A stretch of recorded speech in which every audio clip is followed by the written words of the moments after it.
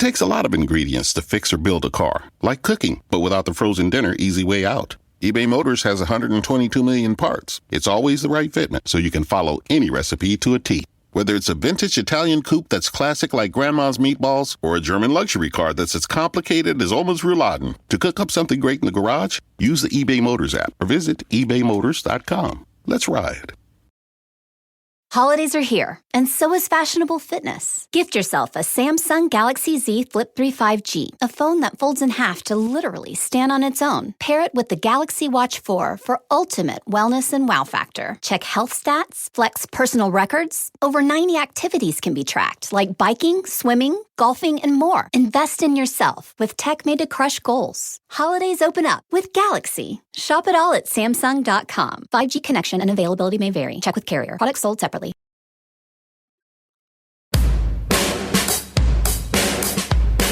Hey everyone, this is the Almost World Podcast. Bringing to you mind-blowing interviews with guests from all over the world. So settle down, relax, and enjoy the show.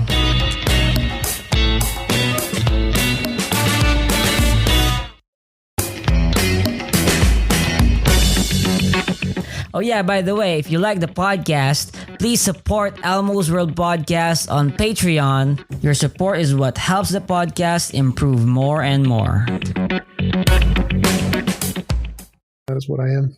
I run a YouTube channel named TJUMP, youtube.com/TJUMP. I debate professors and philosophers on different topics. I'm an atheist.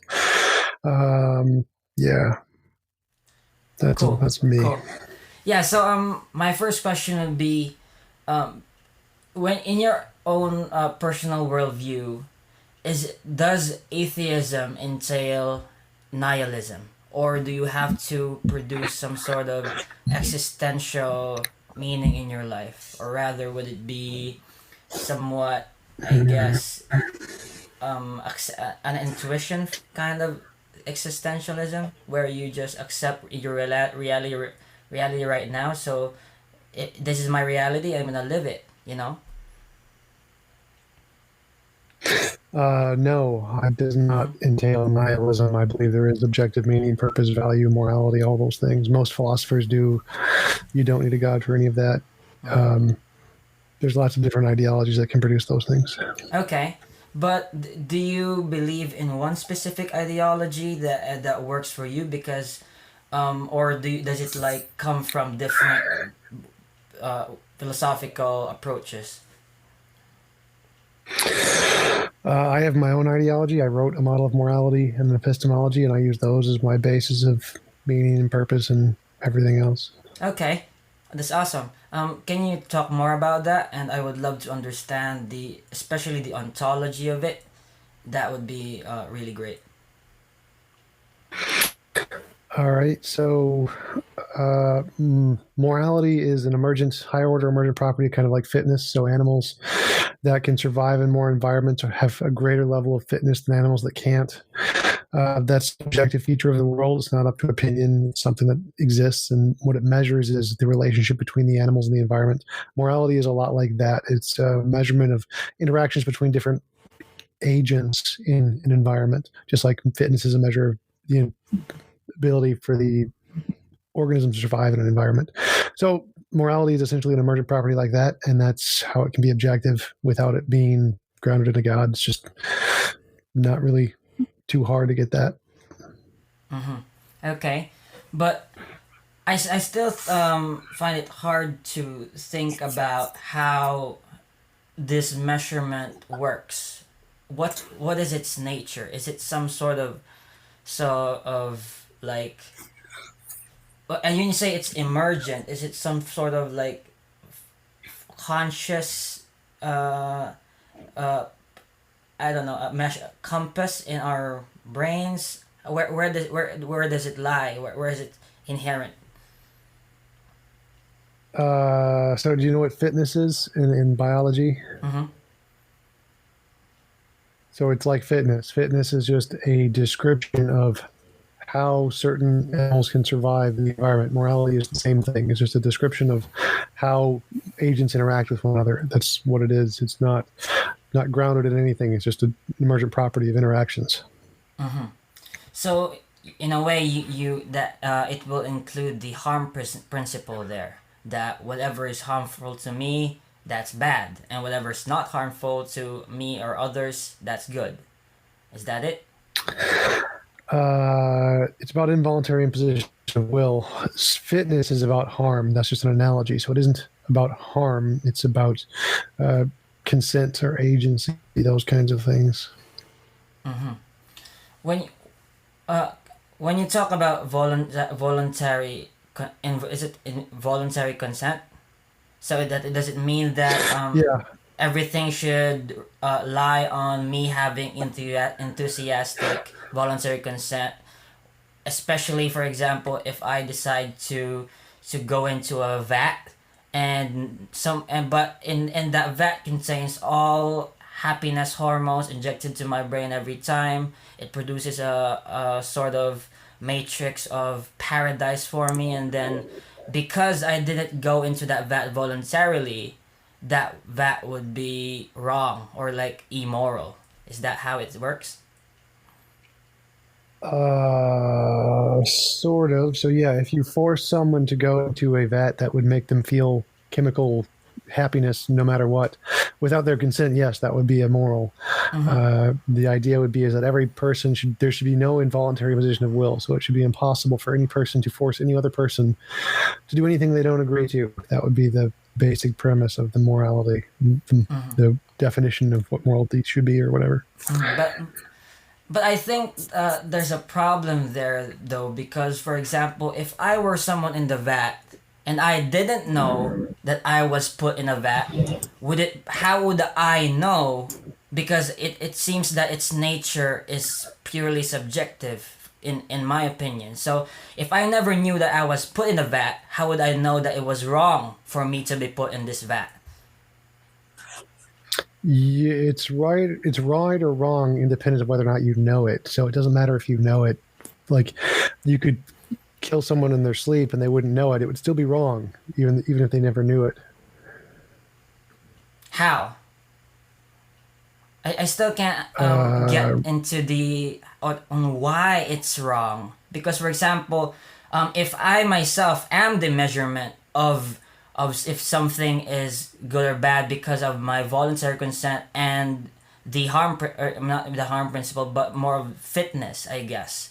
Because if I am the gauge of what is moral, then it would be that it's dependent on my own knowledge of what is happening to me.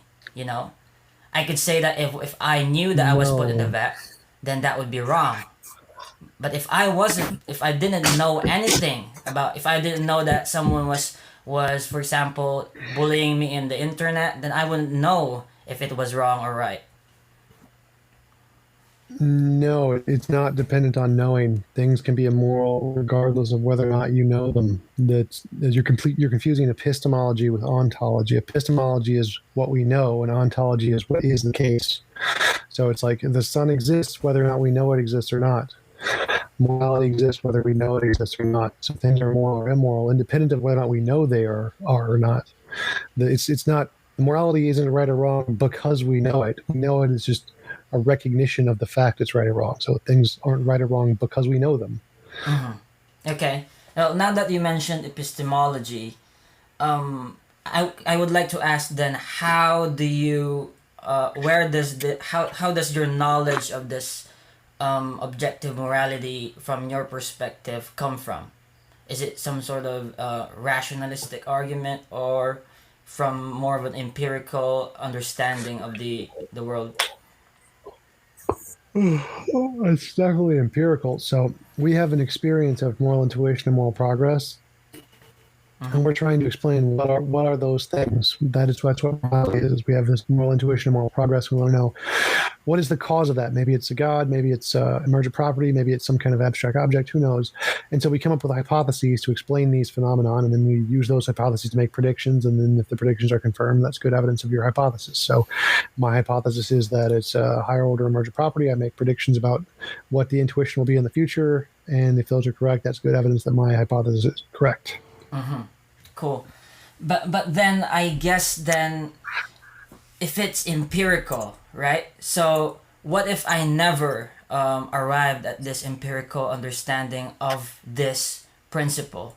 Would it then be, I guess, moral, or start to become immoral in that case? Because I guess then that, because, for example, if there are no conscious beings to know whether something is good or bad, then it wouldn't be the case, right? So in the sense that in a world where there is no consciousness, this objective morality would not exist. That's how I look at it. That's wrong again. So things exist independent of whether or not you know they exist. You don't need to know they exist for them to exist. The sun can exist if there's no brains. Morality can exist if there's no brains. Gravity can exist if there's no brains. The fact that it doesn't affect anything doesn't make it not exist. So, for example, if there was no objects with mass, gravity would still exist. We'd just never see it because it wouldn't be affecting anything. It would still be there. Same with morality. It's just a description of how agents interact with one another in an environment. If there are no agents, well, the law is still there. It's still an emergent property. You don't need agents to actually be there for things to exist. Well, okay, so I'm still confused on how it exists, though. For example, when there's a law, right?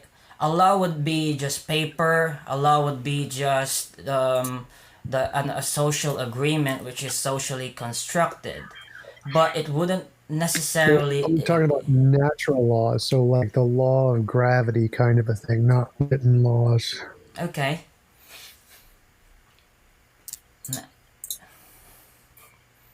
Well, I guess then that is it some sort of dualistic nature, or is exist? No, it's just like a law of nature, just like gravity. Okay. Well, I would very much like to understand, for example, let's say then, let's imagine a world where 2 billion years ago, the Earth had no life in it.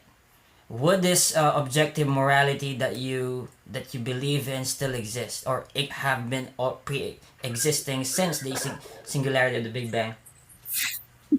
Yep, just like gravity existed before there were any atoms. It was already there.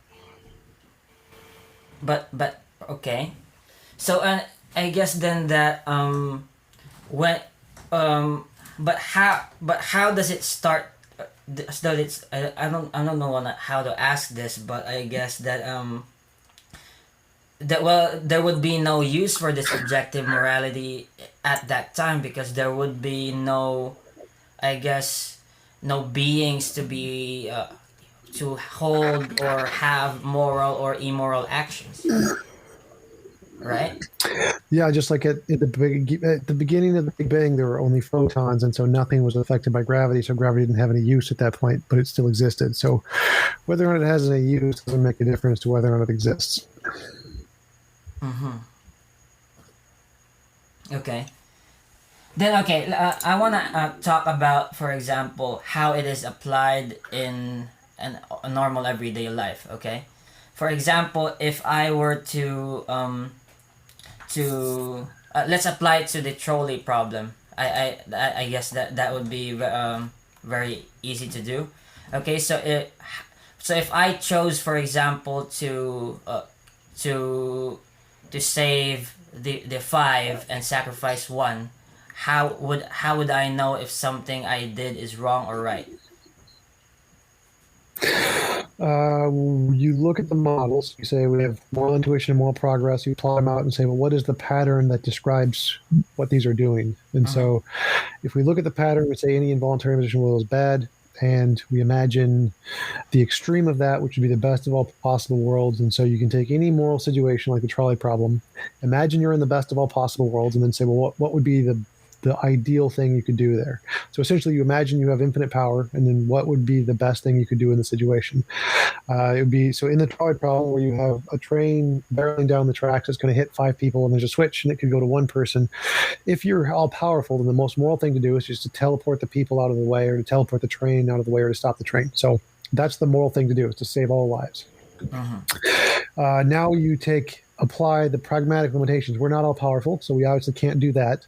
What can we do? Well, we can flip the switch. That's the thing we're physically capable of doing. It's going to kill 1 person but save 5, and so there's less involuntary imposition of will if we pull the switch than if we don't pull the switch. And so it is a justified immoral action, even though you are still, one will is being restricted involuntarily.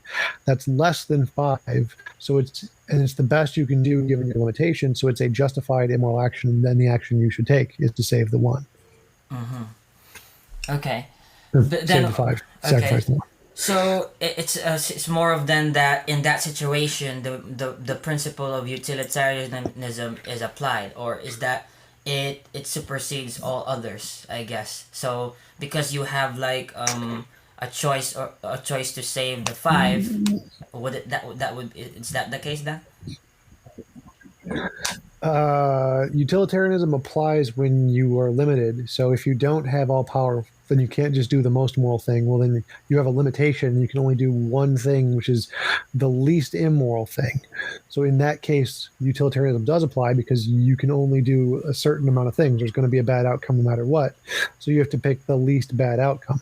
That's not the moral thing. It's just the justified immoral thing. So the moral thing is to be all powerful and save all lives, essentially. That would be the moral action. But when you can't do that, then you have to use the utilitarianism to decide what has the least harm and what can you do. Okay, so in that case, again, so when, and if I understood that correctly, then choosing to save 1, or to sacrifice, to save the 1, and just ignore the 5, or choosing to save the 5 and sacrifice the 1 are both immoral actions, but due to the utilitarian principle, you are in a way obliged to choose to save the 5 due to the utilitarian principles. So it's a more of like several models manifesting each other, or not manifesting, I guess working together to arrive at the least immoral action. No, it's the same model in all the cases. Like, there is one moral action, which is the one that there is no involuntary imposition of will. But if you can't do that, well, then you do the closest thing you can to that, which is the least involuntary imposition of will. It's not multiple models. So I guess I'm detecting sort of a hierarchy of actions here. I guess that the highest would be that there would be you would be all powerful to do all that's good, and that everybody has voluntary consent for all your actions. And then the second, lower than that is the loss of their voluntary will, or it's either that you in your limited power, you can only produce the outcome of within your limitations, and then it goes down with losing all of that. Is that correct? Sure, that's the same with every moral model. Some actions are more immoral than others. Like, it's more immoral to kill someone than it is to steal candy from a baby. So it's more moral to save someone, to give someone your heart, than it is to help someone carry their groceries. There's always more immoral actions and more moral actions. All moral systems have that. Okay. Well, and I want to look at which action is more. Which value is more moral than the other? Okay, so for example, if I were to let's say that is injuring another person moral or immoral? Would it have to immoral? Okay, but would it have to constitute all the variables that in play? For example, if I were someone interested in BDSM, for example, and someone injuring me would be within my voluntary consent, would that be a moral thing? Well, no, if you consent to it, then it's not immoral. So if someone asks you to do it, to harm them or to kill them, then it would be moral to do so. Okay. So in that case, then not all cases of being injured or being or extending or giving harm to other people in terms of physical is immoral, right? Because Right. if it is part of Like their I said at the beginning, what's moral is voluntary. So if someone does something, if asks you to do something and you help them do it, it's moral. And if someone says don't do that and you do it, it's immoral. So it's all based on consent. There are no specific actions that are themselves inherently immoral, except those that are by definition things that don't involve consent, like rape, which is by definition non-consensual. So it can't be moral. So it's not the actions don't matter. It's only the consent that matters. Any action could be moral or immoral if it has consent or doesn't have consent. Okay, and then I have like two questions that pop into my mind. One is that what sort of consent is qualified to constitute something let it be moral or immoral? For example, if it were to be that let's say a child whose consent is uninformed and Well, you got to stop right there. Kids don't have consent. That's why like we have consent laws for sex and alcohol and voting rights. If you're under a certain age, you don't have the ability to consent because you don't have the biological ability to do so yet. So those examples of kids don't apply to my model because they wouldn't be in the best of all possible worlds. They would anyone in the best of all possible worlds would have the ability to consent. So children would not in that case. okay. Well, so for example, if a child were not able to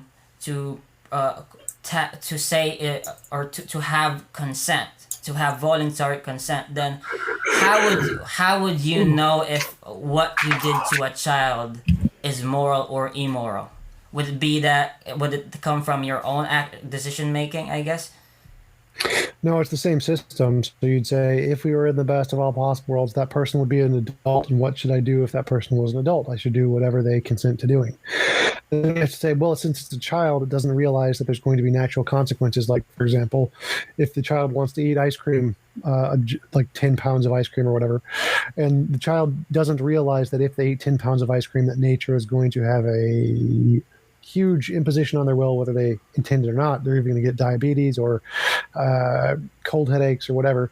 And so we can make a decision and say, the least immoral action is to not let them have ice cream because it will impose less on their will than if we let them have the ice cream. And so in that case, we can make the decision for the child to try and predict what will have the best outcome since they are unable to consent. Okay. Okay, so now my second question is that who is able to qualify as some sort of an individual agent who is accountable for, or not, well, I don't know if accountability applies, but within the realm of where objective morality can be applied. Does it apply to animals or only humans? Yes, all conscious things. Okay, so in that case, that what would constitute or what is the minimum or the threshold with which you would say something is conscious and unconscious? If it has quality experience, it's conscious, and if it doesn't have quality experience, it's not conscious. Okay, well, when you say quality though, what in terms Qualia, of qualia. qualia? Okay, would it be that let's say would bacteria have this qualia of consciousness? No, probably not. As far as we know, only brains have it. So okay, so in this case, then it's specific to all beings who have brains. That's it. As far as we know, like there could be more. We just don't know yet.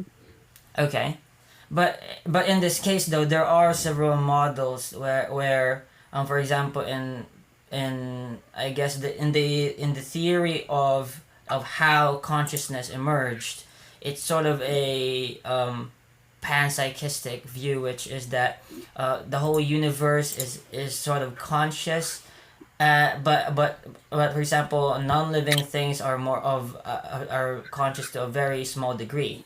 So in that model, I guess then everything uh, uh, would be subjected to this objective morality that you propose. Yeah, if everything had consciousness, but as far as we know, that's not the case. As far as we know, okay. So and well, in this case, then, for example, how would you um know for certain what the hierarchy or the your the standard is? That is it simply a product of you rationalizing whether or not your moral action or your action is moral in comparison to the objective morality that you proposed? No, we look at moral intuition and moral progress. Those are the things that we see as morality, and we're trying to explain. Whatever morality is, it's the thing that's causing moral intuition, moral progress. And so we create theories of what is causing these things, and then we make predictions based off those theories. And if we get the predictions right, that would be evidence that our theory is correct, and that would be why we would believe it's objective. If I believe morality is objective, and I can use that model to make testable predictions, and those testable predictions get confirmed to be correct, that's good evidence of my model being objective. Mm-hmm. Well, in terms of testable predictions, though, how would you test something that is a conscious experience? For example, when we talk about how my subjective experience can be tested, I guess that my own, because in terms of epistemology, I would be the only one to know whether or not what my conscious experience is. I don't see a way we could in a scientific way we could test whether or not or what I'm experiencing is like from another party perspective. It's only well, we can definitely do that. We've already done that. Like we have fMRIs we look into an fMRI and we know what people are going to do before they do it. That's a pretty common thing now. I could also just make a prediction like tomorrow you will see a red chicken or something. And then if tomorrow you see a red chicken, you can just tell me like, yes, I did see a red chicken, or no, I did not see a red chicken. That would also be a way to verify it. So I can make predictions about what you will experience, and then you can just confirm it if you do or don't. That's another way to do it. There's lots of different ways to do it. Mm-hmm. Mm-hmm. Well, I guess then that, for example, in terms of, let's say, something, comparing, choosing between an action that is moral and another action that is also moral, how would you be able to use this model in that sense? Like, for example, Same way. Okay, so for example, if I were to have like $10 to donate to charity, how would I know if would donate to victims of rape or orphans? Same way, you just assess which one has the greatest assistance of will, and you give it to that group, whichever one it may be. And if you can't tell, you just make your best guess. Okay, then what it seems that we are simply limited by our knowledge on how to arrive at moral actions in your paradigm, I guess, because in that sense that not really. Well, it is because, for example, if mine, if it's only limited by my epistemology of how I know something is moral or immoral because of this paradigm, and I wouldn't be able to know all the variables taking place. For example, if I were to donate my $10 to someone who is victim of rape, and that. And no. So it's pretty simple. So if you were in the best of all possible worlds and you were all powerful, you would know exactly what would happen if you gave the $10 to one organization or the other, until you know exactly which ones would have the most positive impact in one person's life as opposed to the other. We don't have that knowledge. We're not all powerful. So you just have to make the best guess we can with the limited knowledge we have, which is the same with, again, every worldview. Every moral system has that same problem. Like, of course, we don't have all knowledge. We can't know which actions will do the best and which actions won't. That's not an issue at all with my model. Okay. So I in a way, it's that all the variables that constitute or are included in this moral paradigm of yours is that it's only what's to my knowledge, I guess. Like, for example, to my knowledge, it is more helpful to donate my $10 to orphans rather than the other. So in that case, then it would lead me to choose that donating it to this cause would be the more moral action. Every moral system is limited by your knowledge. That's just true of everything. Every scientific model, every model of everything is limited by your knowledge. Okay. So in that sense, then, for example, if I were someone who didn't know, like to my knowledge, she was, for example, in a case of rape, for example, right? And it's just a thought experiment. If I were to my knowledge, she was giving consent, right? Would that be moral then? No, it would still be immoral because it wouldn't be with her consent. You just wouldn't know it. You would be committing an immoral action. You'd just be ignorant of it. But it's sort of contradictory, though, right? Because, for example, No. Well, so again, your knowledge doesn't matter. What you know means nothing. It's immoral if it's an involuntary imposition on their will. It's immoral whether you know it or not. Your knowledge is irrelevant. Okay, then, but for example, earlier you said that it's every moral action is limited by someone's knowledge of a case. No, never. Never is never the case that a moral action is limited by people's knowledge. Their pragmatic action is limited by their knowledge. So you can say the moral action would be to save all the lives in the trolley problem. The pragmatic action is to save the 5 and not the 1. That's not the moral action. That's the least immoral action. That's the pragmatic action. So the pragmatic action is limited by your knowledge. The moral action is the absolute best action you could do if you had all knowledge and all power. Mm-hmm. So, okay. So in this sense, then, my pragmatism is that I can only do what is within my power. So, Right, but that's what pragmatic means. yeah. But the question is, though, is I have the ability to choose to donate $10 to kids, and I have to orphans, and I have the ability to donate to the other cause. But that would be pragmatic for me. But pragmatism doesn't tell me who I should donate it to. No. The pragmatism means you use the limitations of your knowledge to make your best guess. That's what pragmatism is. So which one you pick is just you use your best guess, and that's it. That's a pragmatic thing. It's not the moral thing. That's the least immoral thing, or the most moral given your limitations. But the absolute moral thing would be if you had all knowledge, you could know exactly which one to do it, and you don't. So you just make your pragmatic best guess, which the same is true of literally every system of everything. Okay. So I guess then that in a way, for example, when me choosing to donate to the orphans, that my pragmatic action is only limited or I'm obliged to do it because of my limited knowledge, right?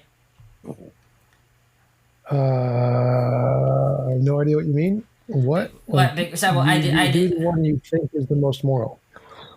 Okay. Yeah, but your knowledge of which one is the most moral is limited by your knowledge. That's what I'm talking about. Sure, your knowledge is your knowledge. So if you don't have all knowledge, you would just have to make your best guess. Okay. So we're talking about the best guess then, right? So in the case of me, for example, my best guess is that having sex with this woman is that she had voluntary consent while I was doing it, then in that case, then my action would be moral because it was my best guess. No. Again, the action is moral or immoral independent of anything you think ever. Your thinking makes no difference on it at all. So, and it's only moral if you're doing something someone wants you to do. And so it would be the least immoral action if you did something that someone wanted you to do, but it hurt someone else. If you're raping someone and you don't realize it, it's still immoral. It's never going to be moral, no matter whether you realize it or not. You just think it's moral, and you're wrong. That's it. It changes nothing about the model at all. Okay, so what I've seen here is that, for example, in one case, an action was more moral than the other because it was more pragmatic. And nope. It's more moral than the other if it does the greater thing. So giving the $10 to the one of the two victims, one of them is going to have more of an effect than the other, and that's the objectively more moral case. You don't know which one is the case, so you just pick one. And that's it. It's not more moral or less moral for you to pick one. You're just picking one based off of your best guess. It doesn't change the morality at all, ever.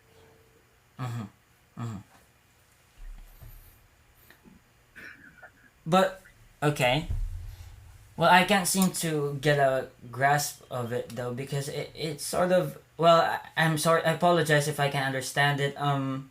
It sort of adapts to a situation, but so it seems that it's not objective, but I can't seem to...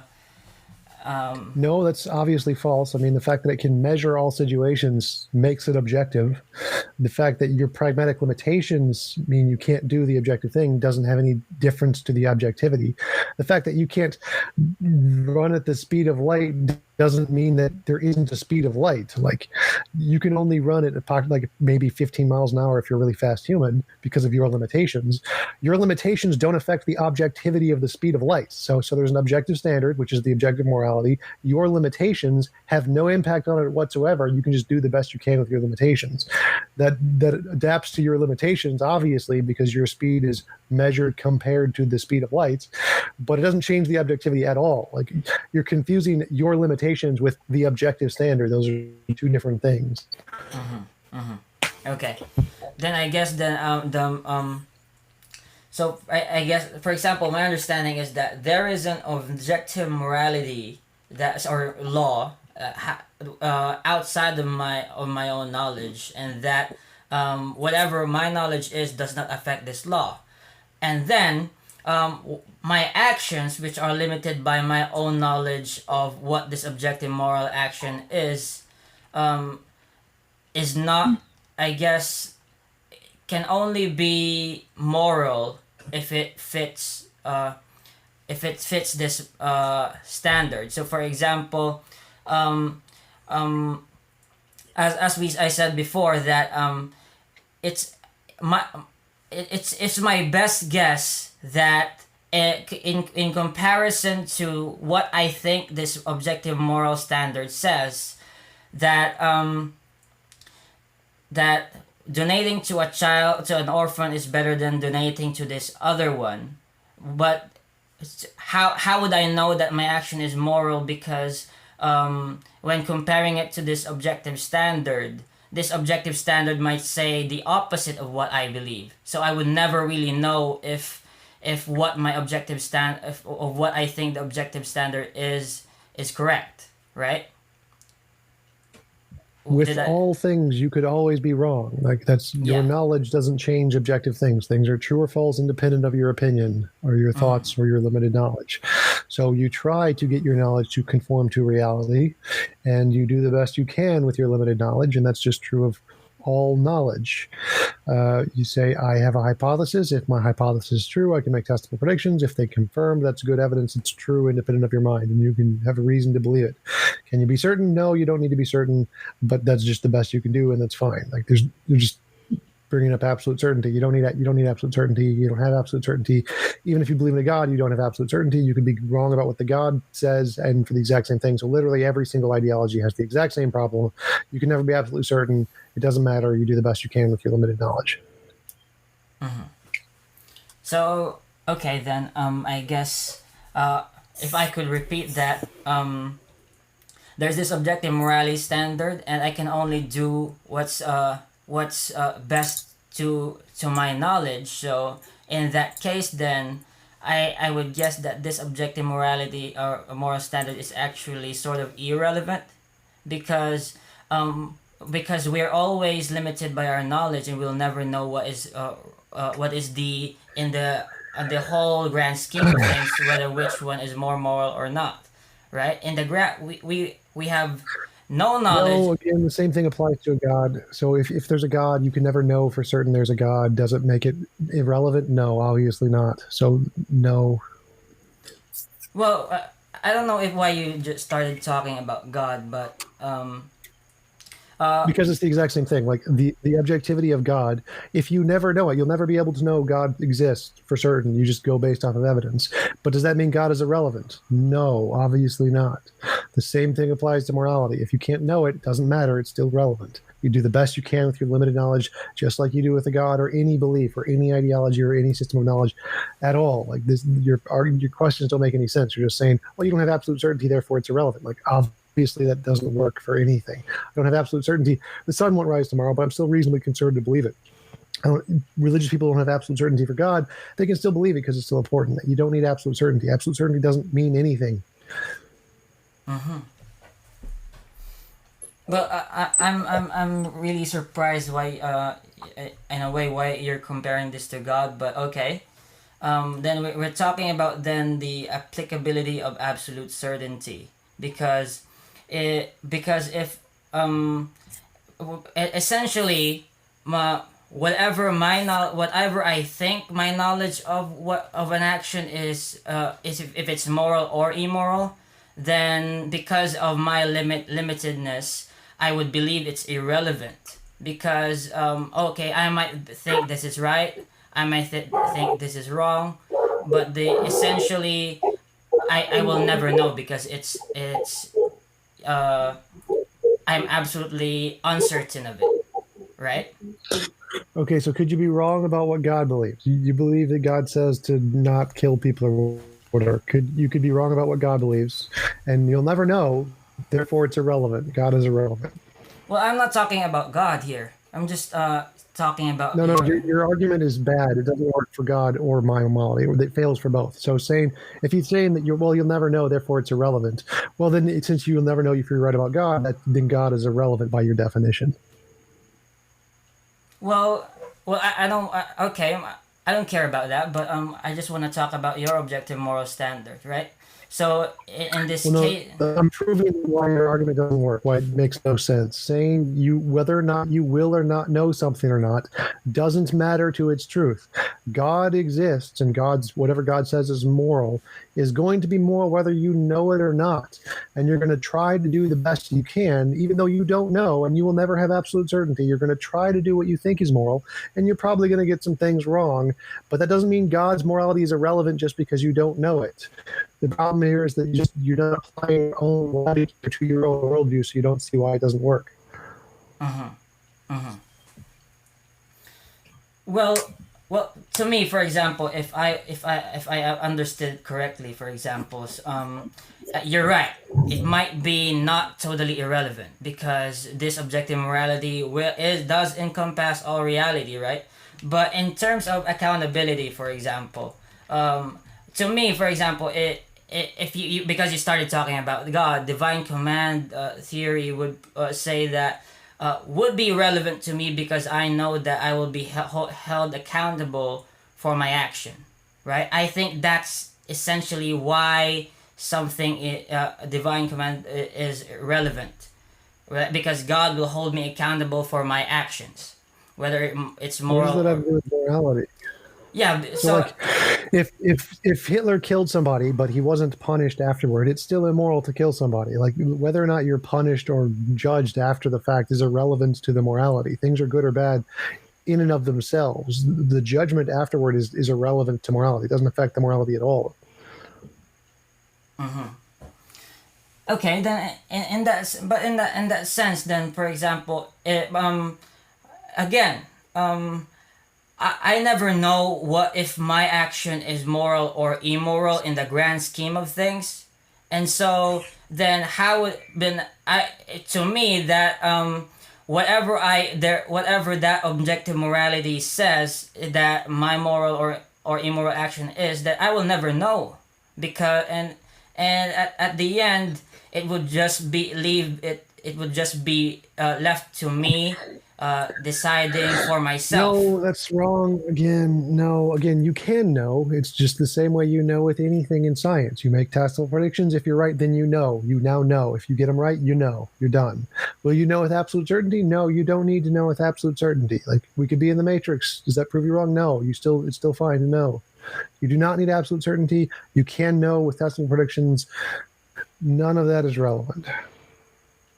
Okay, cool. Well, to me, to be honest, I guess that you've satisfied all my questions, and I apologize if I started being very argumentative. I just want to understand it and answer all the questions in my head. Okay, can we start talking about God then? Because it's something that I think everyone wants to talk about. Okay. Okay. So then I guess that because you say you're an atheist, I guess would you define it as um, an absence of belief in a classic theistic God? Yeah, I don't believe in any God. I think there's no reason to believe or no evidence to indicate that any God exists. I think that certain gods are self-contradictory, so they prove themselves to not exist, like the Christian God, and the Abrahamic gods. So I think we can definitely say they don't exist. But there's no evidence for any God, so it's reasonable to conclude there are none. Well, I guess then that it's similar to not having an absolute certainty in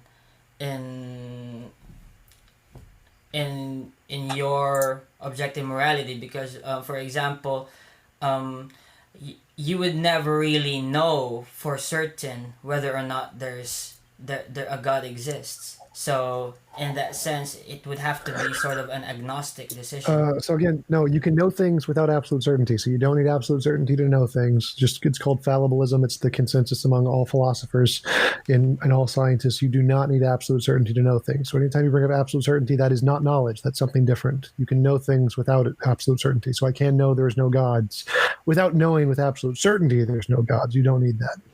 Okay. Then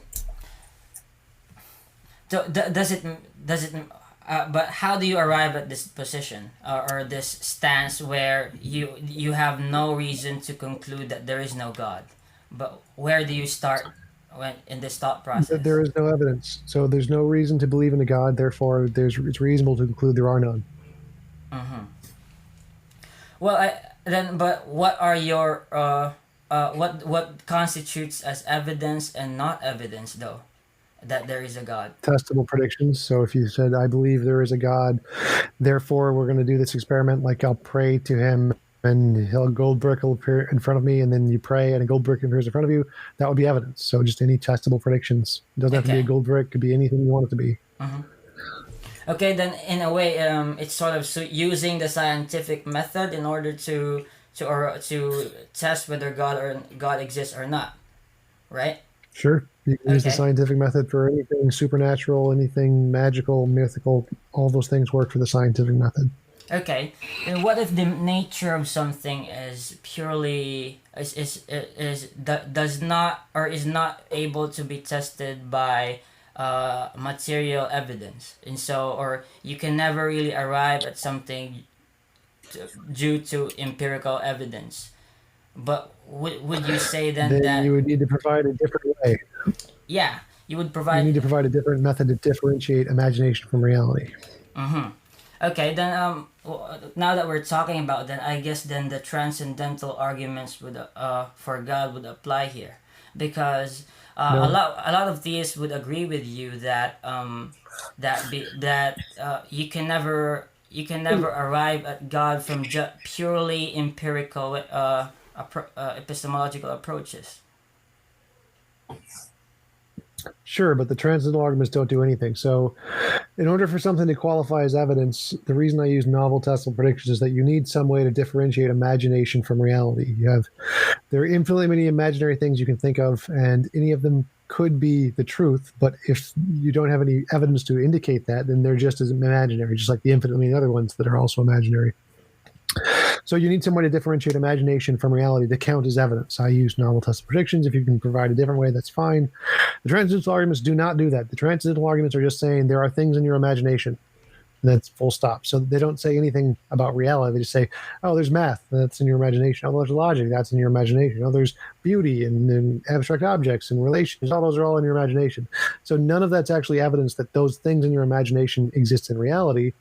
They're just assertions. So none of that is actually evidence because none of it actually qualifies as a way to differentiate imagination from reality. It's just all imaginary stuff.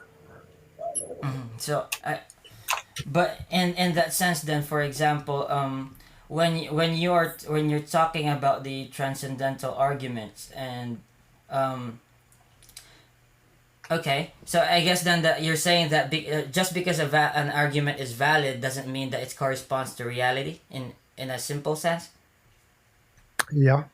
Okay, so but when we talk about, for example, having a coherent worldview here, and you have like you're trying to arrive at a coherent answer to why you're existing, to how we justify existence itself or being itself. From atheistic worldview, how would you arrive at this? Answering all the questions from all the classical skeptics, or Well, there's lots and lots of coherent worldviews. You don't have to answer all the problems from the skeptics to have a coherent worldview. That's not at all what coherent worldview means. So, naturalism is a coherent worldview. Materialism is a coherent worldview. Physicalism, coherent worldview. There's lots of coherent worldviews. For it to be coherent, it just means it's not self-contradictory. That's all it means. So pretty much anything is a coherent worldview. There's a magical pineapple in the sky is a coherent worldview. Like, coherent isn't really a hard standard to meet. Okay, so can you talk about your own worldview? Because I guess then you're a physicalist. Yeah, I'm a materialist, naturalist, sure.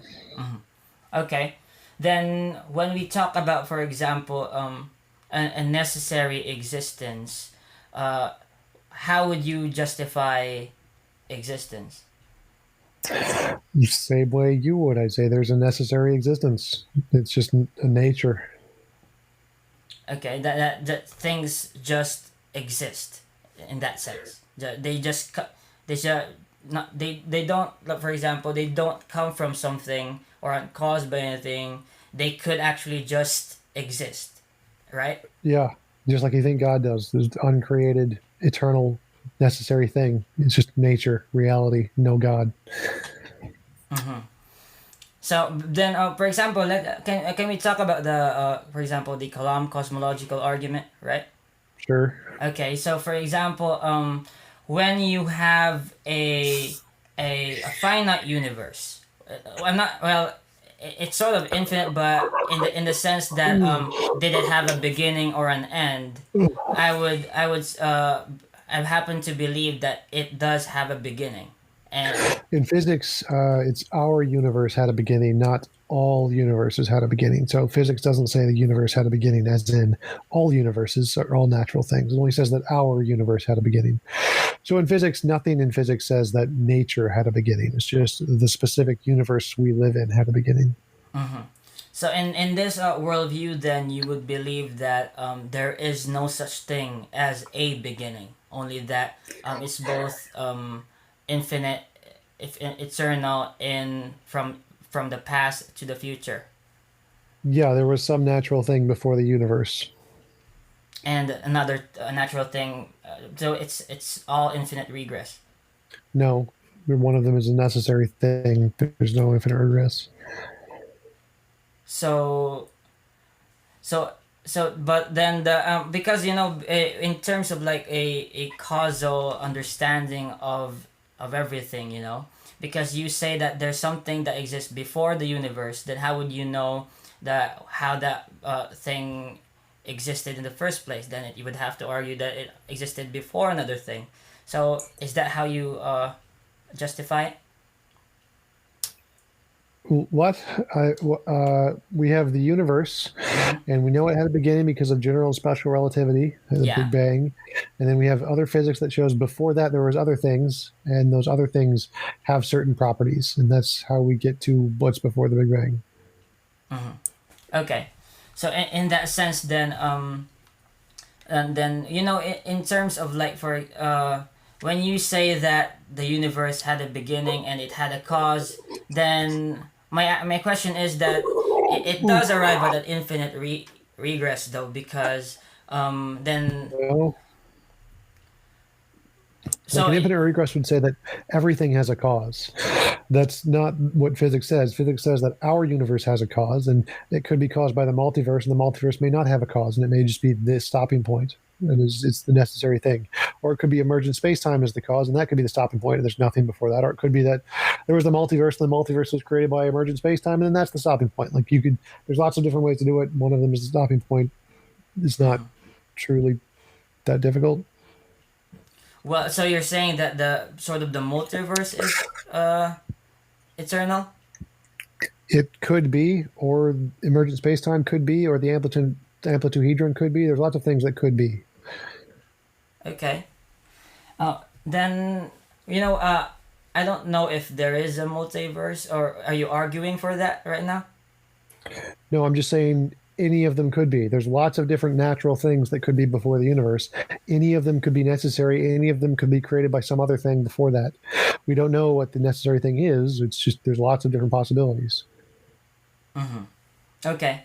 Then Tom, I just want to say that thank you so much for being a guest in my podcast. It's I guess that we're almost an hour now, and I would like you to say your last words, because or a final statement, I guess, if you want, like.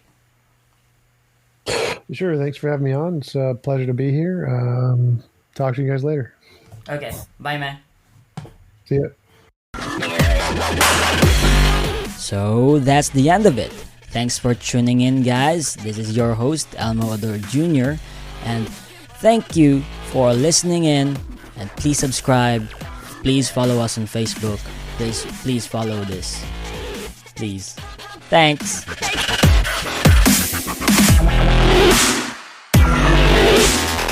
It takes a lot of ingredients to fix or build a car, like cooking, but without the frozen dinner easy way out. eBay Motors has 122 million parts. It's always the right fitment, so you can follow any recipe to a T. Whether it's a vintage Italian coupe that's classic like grandma's meatballs, or a German luxury car that's as complicated as Oma's rouladen, to cook up something great in the garage, use the eBay Motors app or visit ebaymotors.com. Let's ride.